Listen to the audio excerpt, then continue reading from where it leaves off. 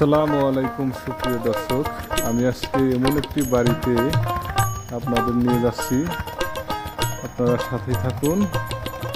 আসলে ছবির মতোই সুন্দর আমাদের এই চরের সরকারি নতুন চর।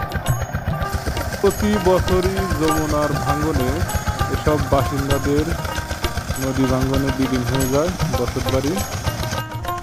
ভাঙ্গা গড়ার লড়াইয়ের মাঝে আমাদের এই চরের মানুষজন সংগ্রামীভাবে জীবনযাপন করে আসছে। চরের মাঝে প্রকৃতির মাঝখানে যে এরকম একটি বসত বাড়ি আছে আমার আগে জানা ছিল না। যাই হোক, দেখতে অনেক সুন্দর, অনেকটাই ভালো লেগে গেল এই বাড়িটি। আসলে বাড়িটি সোনের হলেও আসলে এখানে বসবাস করে আসছে এক চাচি। অসাধারণ একটি বাড়ি। এটা শহরের কোনো বাড়িঘর না, এটা গ্রাম অঞ্চলের বাড়ি।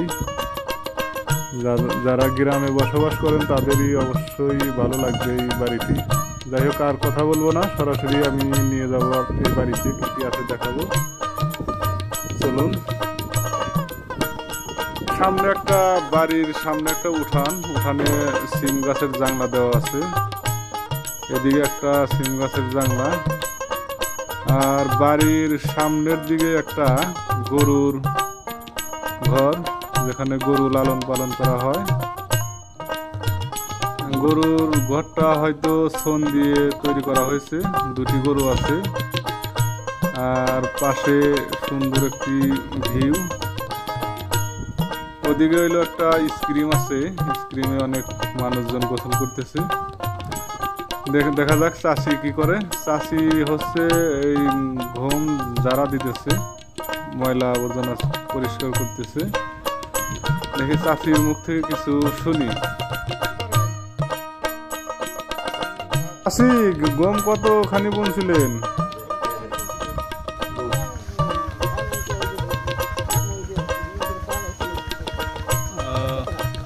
এটা কি আপনাদের বাড়ি?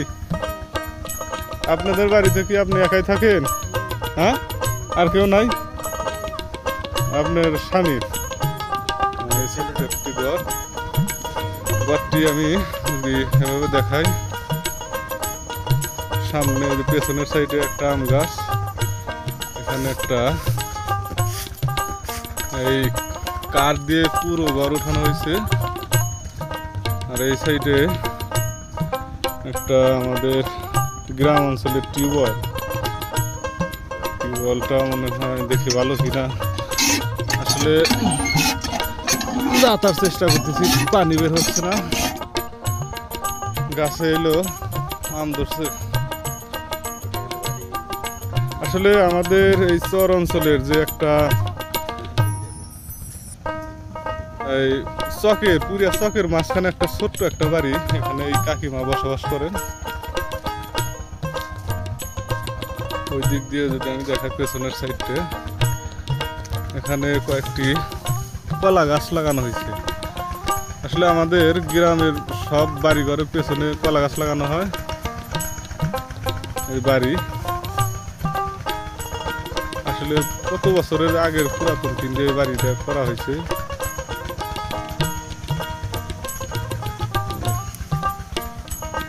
কাকি, আপনার ছেলে মেয়ে নাই? তারা কি করে, ঢাকায় থাকে নাকি?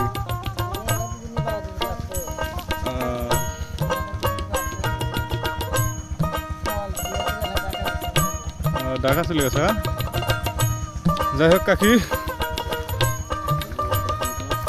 সামনে এটা কি গাছ জানলা দিচ্ছেন? সিম গাছের জানলা নাকি? এটা হলো সিম গাছের জানলা।